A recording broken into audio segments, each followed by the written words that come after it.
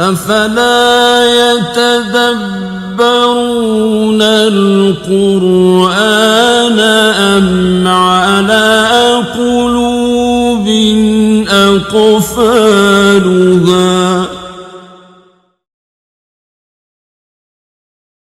نحمده ونصلي ونسلم على رسوله الكريم أما بعد فأعوذ بالله من الشيطان الرجيم بسم الله الرحمن الرحيم وما أبرئ نفسي إن النفس لأمارة بالسوء إلا ما رحم ربي إن ربي غفور رحيم آمنت بالله صدق الله العلي العظيم۔ آج کے درس میں انشاءاللہ العزیز ہم 13ویں پارے کا خلاصہ، اس کی تفسیر بیان کریں گے انشاءاللہ۔ 13ویں پارے کا جو شروع والا حصہ ہے یہ سورہ یوسف کا باقی حصہ ہے جو آیت نمبر 53 سے لے کر 111 تک ہے۔ حضرت یوسف علیہ السلام کا واقعہ، جب جیل میں ان کے پاس پیغام گیا تو وہ فوری نہیں نکلے، بلکہ اس نے کہا کہ پہلے جا کے بادشاہ سے کہو کہ جس معاملے میں مجھے قید کیا گیا اس کی وضاحت ہو، اس کی تفصیل لوگوں کو پتہ چلے۔ کہیں ایسا نہ ہو کہ میں یہاں سے نکلوں تو لوگ کہیں گے کہ یہ تو جرم میں قید تھا، یہ تو مجرم آدمی ہے، نعوذ باللہ۔ تو پہلے جو میرے اوپر داغ دبے لگے ہیں وہ دھل جائے، لوگوں کو پتہ چلے، معاملہ بالکل کلیئر ہو جائے کہ مجھے بے گناہ ان لوگوں نے قید کیا تھا، میں نے کوئی قصور نہیں کیا تھا۔ تو پہلے جا کے اس نے تحقیق کی، تحقیق کرنے کے بعد یوسف علیہ السلام کی برات لوگوں کے سامنے بتائی کہ بے گناہ قید تھے۔ ہاں، یوسف علیہ السلام نے بتایا وما ابرئ نفسی، میں اپنے نفس کی اتنی پاکیزگی بیان نہیں کرتا کیونکہ نفس تو بدی پر اکساتا ہی ہے، لیکن یہ ہے کہ جو الزام میرے اوپر لگا تھا اس سے میں بری ہوں۔ اس کے بعد جیسے حضرت یوسف علیہ السلام بادشاہ سے ملے تو یوسف علیہ السلام نے اس سے مطالبہ کیا اجعلنی علی خزائن الارض انی حفیظ علیم، یہ ملک کے خزانے میرے سپرد کر دیجئے، یعنی مجھے یہ خزانوں کا آپ مجھے با اختیار بنائیں، کیونکہ میں حفاظت کرنے والا بھی ہوں اور میں جانتا بھی ہوں، امانت دار بھی ہوں اور میں اس کے نظام کو سمجھتا بھی ہوں۔ لہذا دو چیزیں ضروری ہے بیت المال کے سنبھالنے کے لیے، ایک اس کا سمجھ اور شعور ہو بندے کو، اور دوسری خوبی اس میں حفاظت ہے۔ حفاظت مقدم اس لیے پہلے حفاظت کا کہا، انی حفیظ علیم، انی علیم حفیظ نہیں کہا۔ لہذا سب سے پہلے خوبی امانت داری ہے، امانت داری کے بعد پھر اس کو سمجھنا بھی چاہیے اس چیزوں کو۔ تو حضرت یوسف علیہ السلام کے اندر دونوں خوبیاں موجود تھیں۔ تو شروع میں تو شاید ان کو وہ صرف وزیر خزانہ بنایا تھا، لیکن بعد میں جا کے اتنا انہوں نے اچھا کام کیا کہ پھر مصر کے وہ مختار کل بن گئے اور ساری چیزوں کا اختیار حضرت یوسف علیہ السلام کے پاس آ گیا۔ ہماری تفاسیر نے لکھا ہے کہ اگر ملکی نظام نااہل لوگوں کے ہاتھ میں ہو تو پھر آپ نے مطالبہ کرنا ہے، پھر آپ کہہ سکتے ہیں کہ یہ نظام میرے حوالے کرو تاکہ میں اس کو ٹھیک کروں۔ ویسے تو نبی علیہ السلام نے منع فرمایا ہے کہ آپ لوگ خود امیری نہ مانگے، اپنے لیے حکومت نہ مانگے، مانگو گے تو پھر آپ کے ساتھ مدد نہیں کی جائے گی، نہیں مانگو گے بن مانگے ملے تو پھر اللہ کی طرف سے نصرت کی جائے گی۔ لیکن یہ اس حال میں ہے کہ بندہ آپ اپنے انانیت کے لیے مانگ رہا ہوں، انا کے لیے مانگ رہا ہوں، اگر اللہ کے دین کے غلبے کے لیے حکومت مانگ رہا ہوں اور اس کو اپنے اوپر بھروسہ ہے کہ میں اس بندے سے بہتر بھی چلاؤں گا اور اپنے ایمان کو بھی بچا سکوں گا، تو پھر تو بندہ امارت مانگ سکتا ہے، حکومت اور اقتدار مانگ سکتا ہے، ورنہ نہ مانگے۔ حدیث مبارک میں نبی علیہ السلام نے ارشاد فرمایا قیامت کے دن کچھ لوگ تمنا کریں گے کہ کاش کہ ہمیں بالوں سے باندھا جاتا اور آسمان و زمین کے درمیان ہم لٹکتے رہتے، لیکن لم یلو احدن، ہم کسی بندے کے والے اور حکمران نہ بن جاتے، کیونکہ اس منصب کو سنبھالنا، پھر اس کے بعد وہاں جو احتیاط ہے اس کو مد نظر رکھنا، یہ کوئی آسان کام نہیں، بہت مشکل کام ہے۔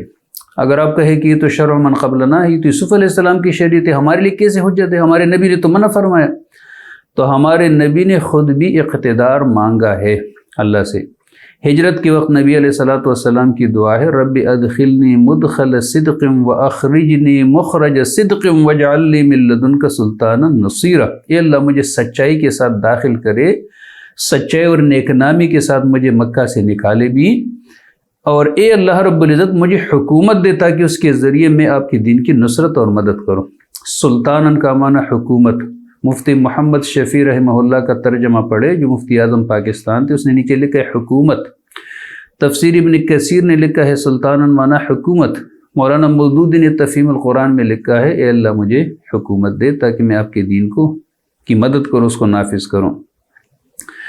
یوسف علیہ السلام حکمران بننے کے بعد انہوں نے جب نظام کو سنبھالا تو پوری دنیا میں قحط سالی کے اثرات تھے۔ 7 سال قحط سالی کی، جس طرح پہلے بادشاہ نے خواب دیکھا تو اس کی تعبیر نکلنا شروع ہو گئی، تو قحط سالی تھی، پورے ملک میں غلہ نایاب تھا، لیکن مصر کے اندر یوسف علیہ السلام نے ایسا بہترین انتظام کیا تھا کہ وہاں پہ غلہ سارے لوگوں کو مل رہا تھا۔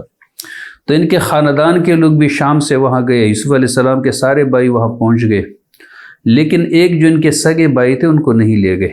یہ 12 بھائی تھے، 12 میں 2 یہ آپس میں سگے بھائی تھے اور باقی جو 10 تھے تو ان کی ماں الگ تھی، تو باپ شریک سارے تھے لیکن 2 ماؤں سے تھے، تو اس کو ساتھ نہیں لے گئے، اس کو یعقوب علیہ السلام نے اپنے پاس چھوڑ دیا، باقی 10 کو بھیجا۔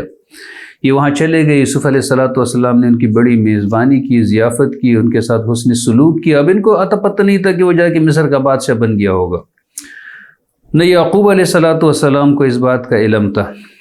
اور پھر اس کے بعد جب ان کو واپس بھیجا تو ان کا جو پونجی جو ساتھ لے گئے تھے، جس سے وہ غلہ خریدنے گئے تھے، وہ واپس ان کے سامان میں ڈال دیا اور ان سے کہا جب دوبارہ آؤ گے تو اپنے بھائی کو ساتھ لے آؤ، آپ کی اور عزت بھی ہو جائے گی اور آپ کو 1 اونٹ کا بار اضافی بھی مل جائے گا۔ جب یہ لوگ واپس گئے، دیکھا سامان کھول دیا تو رقم بھی واپس اور غلہ بھی بڑا ملا تھا ان کو۔ اپنے والد سے مطالبہ کیا کہ اس کو بھی ہمارے ساتھ بھیجے اگلی دفعہ جب ہم جائیں گے۔ یعقوب علیہ السلام تو سام کے ڈسے ہوئے تھے، وہ تو خوفزدہ تھے کہ ان کو لے جا کے اس کو بھی غائب کریں گے، تو یعقوب علیہ السلام نے منع کیا، لیکن ان لوگوں نے بڑا اصرار کیا کہ فاقے ہے، غربت ہے، کوئی چیز ملے گی نہیں اگر ہم ایسے جائیں گے، تو بھیج دے۔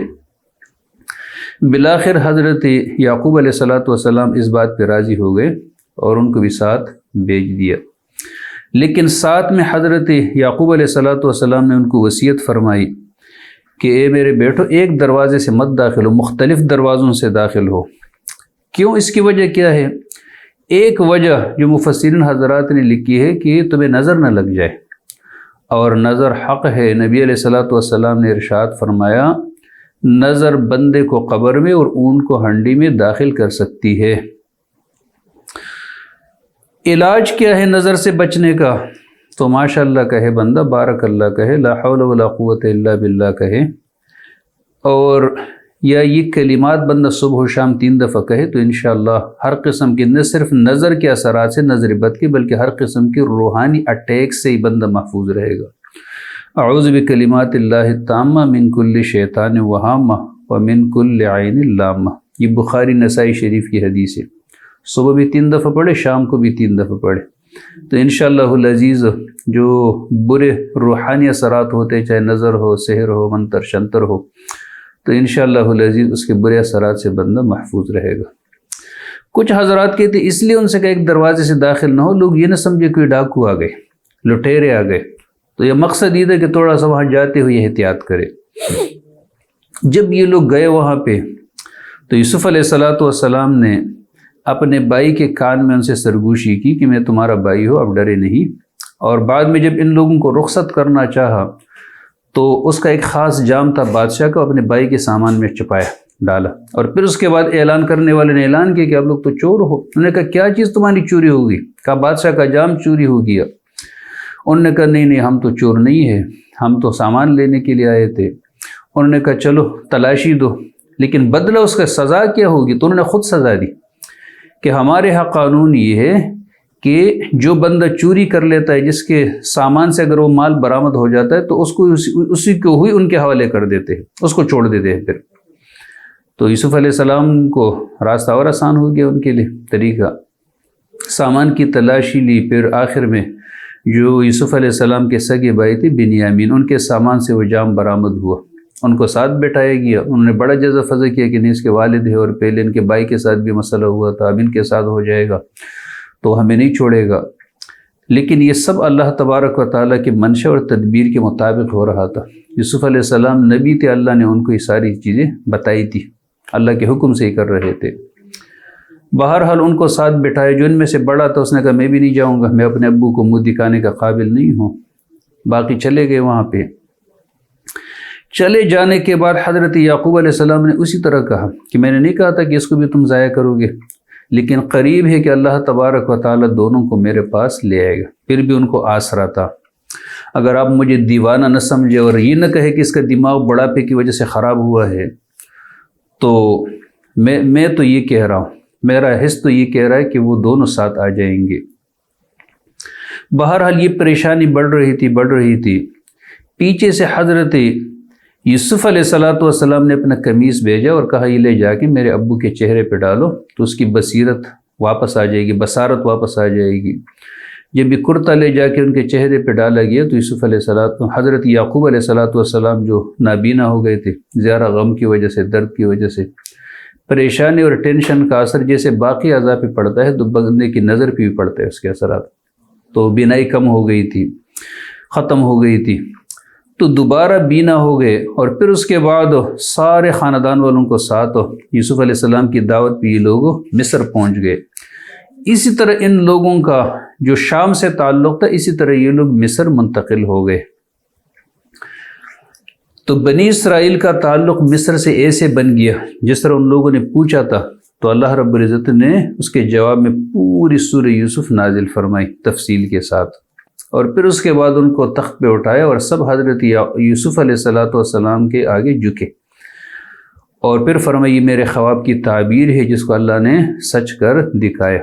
اب خواب دیکھا تھا 40 سال پہلے، 40 سال بعد اس کی تعبیر اس کو مل گئی، لہٰذا خواب کی تعبیر ضروری نہیں ہے کہ بندہ جیسے دیکھے اسی وقت اس کی تعبیر بھی نظر آ جائے، اور الخواب ان کی تعبیر کی پھر ایک الگ دنیا ہے، اس کی ایک الگ وضاحت ہے کہ تعبیر کیسے ہوگی اور کیسے نہیں ہوگی۔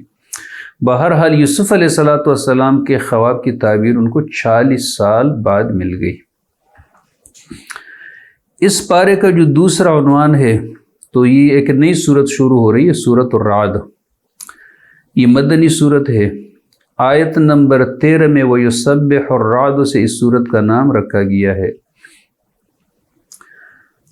اس صورت کا جو پہلا عنوان ہے، جو اس پارے کا دوسرا عنوان ہے، آیت نمبر 1 سے لے کر 18 تک، تو اللہ تبارک و تعالیٰ نے اپنی قدرت کا ذکر کیا اور اپنی خلقت کا اللہ تبارک و تعالیٰ نے ذکر فرمایا کہ میری خالقیت کیسی ہے اور اس کا نتیجہ کیا ہونا چاہیے۔ تو فرمایا یہ آیات ہے کتاب کی، اور جو تمہاری طرف نازل کیا گیا ہے تمہارے رب کی طرف سے، یہ حق ہے، لیکن اکثر لوگ ایمان نہیں رکھتے۔ اللہ وہ عظیم ذات ہے جس کے پاس وہ بڑی قدرت ہے، جس نے آسمانوں کو ایسے سہاروں کے بغیر قائم کیا جو تمہیں نظر آتے ہو۔ پھر اللہ عرش پہ مستوی ہو گئے، اللہ نے سورج اور چاند کو پورا ایک مدار کے اوپر لگایا ہے، ایک سسٹم، ایک نظام کے تحت ان کو چلایا ہے، سب اپنے وقت مقررہ تک ایک خودکار سسٹم کے تحت چل رہے ہیں۔ اللہ رب العزت سارے معاملات کی تدبیر خود کرتا ہے، تفصیل سے تمہیں اپنی آیتیں بیان کرتا ہے تاکہ تم اپنے رب سے ملنے پہ یقین کرو۔ اللہ وہ ذات ہے جس نے زمین کو بچھایا، اس کے اوپر اللہ نے میخیں گاڑ دی پہاڑوں کی صورت میں، پانی کے انتظام کے لیے نہریں چلائی، طرح طرح کے پل اللہ تبارک و تعالی نے اس میں پیدا کیے۔ اللہ طاری کرتا ہے رات کو دن کے اوپر، اس میں بڑی نشانی ہے ان لوگوں کے لیے کہ جو غور و فکر کرتے ہو۔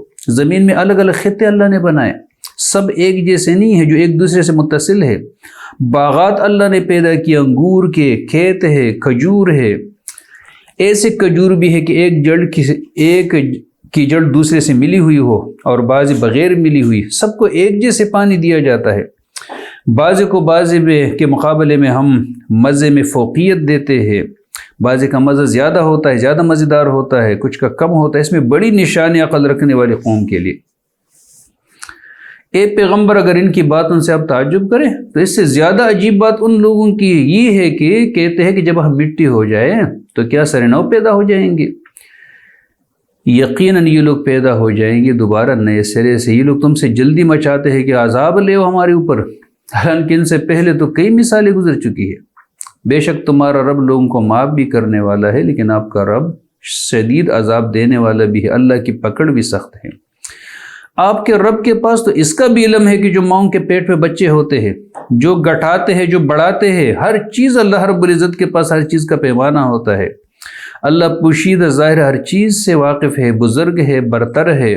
آپ میں سے کوئی بندہ چپکے سے بات کہے یا کوئی شخص زور سے کوئی بات کہے، جو بندہ رات کی تاریکیوں میں چھپا ہوا ہے یا دن کی روشنی میں چل رہا ہے، سب اللہ رب العزت کے علم میں ہے۔ اللہ تبارک و تعالیٰ نے سب کو نگران فرشتے دیے ہیں، جو آگے بھی چل رہے، پیچھے بھی چل رہے، اللہ کے حکم سے بندے کی حفاظت بھی کر رہے ہیں۔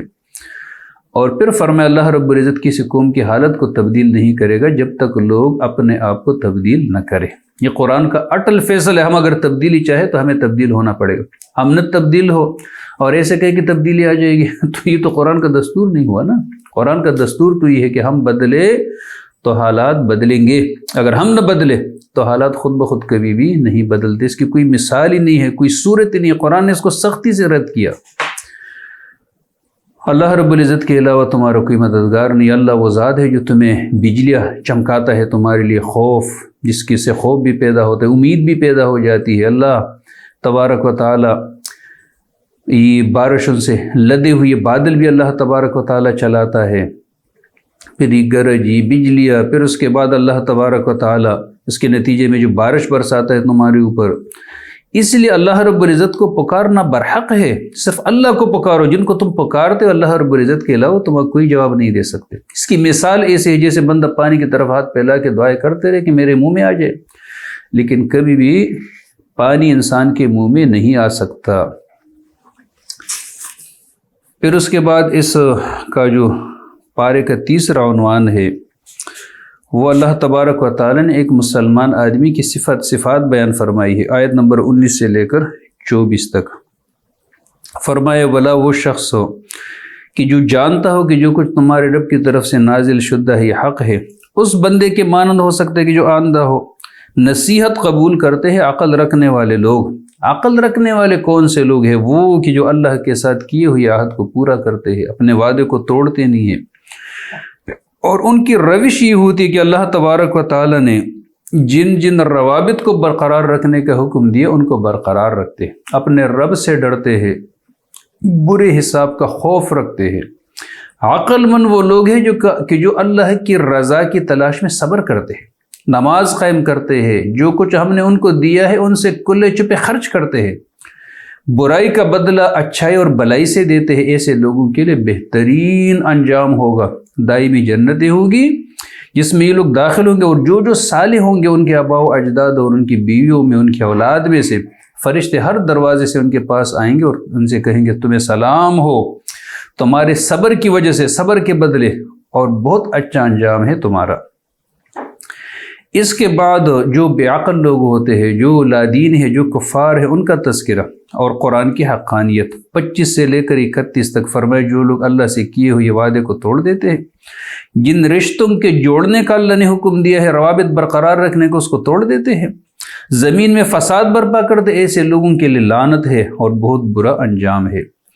اللہ رزق کو وسیع کرتا ہے جس کے لیے چاہے اور جس کے لیے چاہے تنگ کر دیتا ہے۔ یہ لوگ دنیا کی زندگی اور دنیا کے وسائل پہ خوش ہوتے ہیں، جبکہ دنیا کی زندگی آخرت کے مقابلے میں متاع قلیل ہے۔ پھر اس کے بعد قرآن کی حقانیت کے حوالے سے یہ لوگ کہتے ہیں کہ اس پیغمبر کے اوپر کوئی نشانی کیوں نہیں اترتی؟ کہو بے شک اللہ تبارک و تعالیٰ جس کو چاہے گمراہ کر دیتا ہے اور جس کو چاہے اپنی طرف آنے کی توفیق عطا کرتا ہے۔ جن لوگوں نے ایمان لائے ان کے دل اللہ کی یاد ہے، قرآن پہ مطمئن ہے۔ خبردار، قرآن سے دلوں کو سکون ملتا ہے۔ اس کے بعد اللہ تبارک و تعالیٰ نے یہ جو اس پارے کا 5واں عنوان ہے، نبی علیہ الصلوۃ والسلام کے لیے تسلی، یہ آیت نمبر 32 سے لے کر 43 تک ہے، 43 تک، اور قرآن کی حقانیت۔ فرمایا اللہ نے آپ سے پہلے بھی کئی پیغمبروں کا مذاق اڑایا جا چکا ہے، ہم نے کافر لوگوں کو مہلت دی، پھر میں نے ان کو پکڑ لیا، تو پھر میرا عذاب کیسا تھا۔ اور پھر اس کے بعد قرآن کی حقانیت، جنت کا تذکرہ، جہنم کا تذکرہ، نیک لوگوں کا، برے لوگوں کا تذکرہ، پھر فرمایا ہم نے اس کو نازل کیا ہے حکمن عربین، قرآن کو فیصلہ کرنے والی کتاب عربی زبان میں۔ اگر آپ نے ان لوگوں کے خواہشات کی پیروی کی قرآن آنے کے باوجود تو اللہ کی طرف سے نہ تمہارا کوئی ولی ہوگا نہ تمہیں کوئی بچانے والا ہوگا۔ ہمارے لیے نصیحت ہے، قرآن فیصلے کی کتاب ہمارے پاس موجود ہے، اس کے باوجود ہم خواہشات نفس کی پیروی کرتے ہیں، انسان کے بنائے ہوئے قوانین کو پہ عمل کرتے ہیں، اور پھر کہتے ہیں کہ پریشانی بڑھ گئی، بہت پریشان ہے، بہت پریشان ہے۔ تو پریشانی تو بڑھے گی نا الٹا چلنے سے۔ پھر سورہ ابراہیم شروع ہوتی ہے۔ سورہ ابراہیم مکی صورت ہے، آیت نمبر 35 میں ابراہیم علیہ السلام کا تذکرہ ہے، نام ہے، وہاں سے سورت کا نام لیا گیا ہے۔ اس سورت کا جو پہلا عنوان ہے آیت نمبر 1 سے لے کر 5 تک، تو دین اسلام کی حقانیت اور کفار کا رویہ۔ فرمایا ہم نے کتاب نازل کی تمہاری طرف تاکہ لوگوں کو تاریکیوں سے روشنی کی طرف لے آئے، ان کے رب کے توفیق سے، اس اللہ کے راستے کی طرف کی جس کے لیے تمام وہ چیزیں ہیں جو آسمان اور زمین میں ہے۔ کافر لوگوں کے لیے ہلاکت ہے، سخت تباہ کن عذاب اور سزا سے۔ پھر اس کے بعد فرمایا کہ ہم نے کوئی بھی پیغمبر نہیں بھیجا مگر اپنی قومی زبان میں بھیجا تاکہ لوگوں کے سامنے اچھی طرح کھول کر بات سمجھائے۔ پھر اللہ جسے چاہے گمراہ کرتا ہے، جسے چاہے اللہ ہدایت دیتا ہے۔ اللہ تبارک و تعالیٰ غالب اور حکمت والا ہے۔ پھر اس کے بعد حضرت موسیٰ علیہ السلام کا قصہ اللہ نے بیان فرمایا، آیت نمبر 6 سے لے کر 18 تک، اور یہ مختلف مواقع پہ حضرت موسیٰ علیہ السلام کا قصہ گزرا ہے، یہاں بھی گزرا ہے۔ لیکن اس میں ایک بات جو اللہ رب العزت نے بتائی، وَإِذْ تَأَذَّنَ رَبُّكُمْ لَئِن شَكَرْتُمْ لَأَزِيدَنَّكُمْ وَلَئِن كَفَرْتُمْ إِنَّ عَذَابِي لَشَدِيدٌ، آیت نمبر 7 میں تمہارے رب کا یہ کھلا اعلان ہے کہ اگر آپ لوگوں نے شکر ادا کیا تو میں اپنی نعمتوں میں اضافہ کروں گا، اور اگر آپ لوگوں نے ناشکری کی تو پھر اللہ تبارک و تعالیٰ کا عذاب بھی سخت ہے۔ موسیٰ علیہ السلام نے یہ بات اپنی قوم سے کہی کہ اگر تم سب اللہ کی ناقدری اور ناشکری کرو گے تو اللہ تبارک و تعالیٰ کو تمہاری کوئی ضرورت نہیں ہے۔ اللہ سے جڑنے کا فائدہ آپ لوگوں کو ملے گا، غلامی سے نجات ملے گی تم لوگوں کو۔ لیکن وہ لوگ غلامی میں اتنے پکے ہو گئے تھے کہ ان لوگوں نے موسیٰ علیہ السلام سے کہا کہ آپ کے آنے سے پہلے بھی ہم مصیبت میں تھے، آپ کے آنے کے بعد تو اور ہماری مصیبت بڑھ گئی۔ اس کے بعد پھر اس پارے کا جو اگلا عنوان ہے عنوان نمبر 8، وہ آیت نمبر 19 سے لے کر 34 تک ہے، جس کے اندر اللہ رب العزت نے توحید اور آخرت کا تذکرہ فرمایا کہ آپ نہیں دیکھتے کہ وہ اللہ جس نے آسمان اور زمین کو حق کے ساتھ پیدا کیا، اگر وہ چاہے تو تمہیں ختم کر دے، نہیں مخلوق کو پیدا کرے، یہ اللہ کے لیے کوئی مشکل کام نہیں ہے۔ سب اللہ کے سامنے اکٹھے ہو جائیں گے، ایک دن ایسا آئے گا، اس دن جو کمزور تھے، جو بڑے بنے ہوئے تھے لیڈر، ان سے کہیں گے ہم تو آپ کے پیروکار تھے، ہم تو آپ کے ورکر تھے، اب کیا تم اللہ کے عذاب سے ہم کو بچانے کے لیے بھی کچھ کر سکتے ہو؟ وہ کہیں گے اگر اللہ ہمیں نجات کی کوئی راہ دکھایا ہوتا تو ہم آپ کو بھی دکھا دیتے۔ اب برابر ہے ہمارے لیے ہم فریاد کریں یا صبر کریں، بہرحال ہمارے بچنے کی کوئی صورت نہیں ہے۔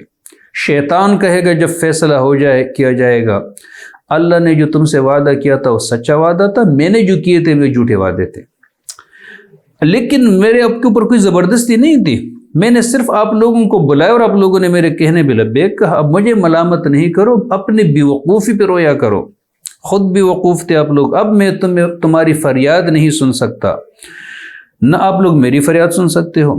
میں نے ان ساری چیزوں کا انکار کیا کہ جو تم نے اللہ کے ساتھ مجھے شریک بنایا تھا، ظالم لوگوں کے لیے دردناک عذاب ہے۔ اس کے مقابلے میں جن لوگوں نے ایمان لیا، عمل صالح کی، ایسے لوگوں کے لیے باغات ہیں جس کے نیچے نہریں بہتی ہوگی، ہمیشہ ہمیشہ کے لیے اس میں رہیں گے، اپنے رب کے حکم سے ان کا استقبال سلام سے کیا جائے گا۔ پھر اس کے بعد اس کا جو 8واں عنوان ہے پارے کا، حضرت ابراہیم علیہ السلام کا مختصر تذکرہ ہے، آیت نمبر 35 سے لے کر 41 تک۔ ابراہیم علیہ السلام نے اس مکہ کی وادی کے لیے خصوصی جو دعا فرمائی، رب اجعل ھذا البلد آمنا، اس شہر کو امن والا شہر بناؤ، اور مجھے اور میرے اولاد کو بت پرستی سے بچائے۔ اور یہی بت پرستی سے بچنے کی دعا ابراہیم علیہ السلام نے کی، اور جس خانہ کعبے کے وہ لوگ متولی تھے مشرکین مکہ، ان لوگوں نے وہاں 360 بت بھی بنا رکھے تھے۔ مقصد یہ ہے کہ خالی خولی اعتقاد سے بات نہیں بنے گی، بلکہ جس سے تمہارا اعتقاد ہے اس کی اطاعت نجات کے لیے واحد راستہ ہے۔ 9واں موضوع جو اس کا ہے وہ آخرت ہے، آیت نمبر 42 سے لے کر 52 تک، جس صورت کے آخر تک ہے۔ فرمائے آپ یہ گمان نہ کرے کہ جو ظلم معاشرے کے اندر چل رہا ہے اللہ سے بے خبر ہے، کوئی بے خبر نہیں۔ اللہ تبارک و تعالیٰ صرف لوگوں کو آخرت تک ڈیل دیتا ہے۔ رب کے ہاں کہتے دیر ہے لیکن اندیر نہیں ہے۔ ایسا دن آ جائے گا کہ یہ لوگ بھاگ رہے ہوں گے، سر اٹھائے ہوں گے، بدحواس ہوں گے، یہ لوگوں نظریں اوپر جمی ہوگی، ان کے دل اڑے جاتے ہوں گے۔ لوگوں کو اس دن سے ڈراؤ جس دن کے پاس عذاب آ جائے گا۔ ظالم لوگ کہیں گے اے ہمارے رب ہمیں تھوڑی سی مہلت اور دے دے، ہم تمہاری دعوت کو قبول کر لیتے ہیں، پیغمبروں کی اتباع کریں گے۔ اے پیغمبر ان لوگوں سے کہو کہ آپ لوگوں نے اس سے پہلے قسمیں نہیں اٹھائی تھی کہ کبھی بھی ہمارے اوپر زوال آنا ہی نہیں ہے، حالانکہ تم ان لوگوں کے بستیوں میں بستے تھے کہ جن لوگوں نے اپنے اوپر ظلم کیا تھا، تمہارے سامنے واضح ہوا تھا کہ ہم نے ان کے ساتھ کیا کیا، ہم نے تمہارے سامنے کھلی مثالیں بیان فرمائی۔ یہ لوگ اپنی چالیں چلاتے ہیں، ان کی ساری چالوں کا توڑ اللہ رب العزت کے پاس ہے۔ اگر ان کی چالیں اتنی مضبوط کیوں نہ ہو جس سے پہاڑ اپنی جگہ سے ٹل جائے،